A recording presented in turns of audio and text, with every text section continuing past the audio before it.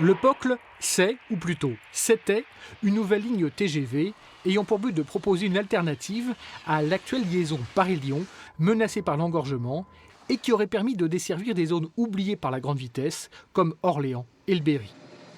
Lancé dans les années 2000 et inscrit depuis 2009 dans la loi issue du Grenelle de l'environnement, le débat a longtemps tourné autour de deux tracés possibles, l'un à l'ouest d'Orléans, dit tracé ouest, et l'autre à l'est, dit tracé médian, chacun ayant ses partisans. Mais ce sont finalement les partisans du pas de tracé du tout qui ont fini par être entendus par la commission Duron. Elle estime que l'actuelle ligne Paris-Lyon ne risque pas d'être engorgée avant 2038 et qu'il est donc urgent d'attendre au moins 10 ans avant d'examiner la pertinence d'une nouvelle ligne. Un avis qui ne vaut pas décision, mais qui a de fortes chances d'être entériné en avril dans le cadre d'une nouvelle loi sur les transports.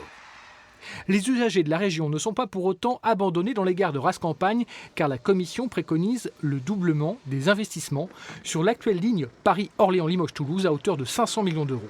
Une orientation conforme à la priorité donnée aux trains du quotidien dans les derniers discours du président de la République, conforme aussi à la vision des adversaires déclarés du POCL.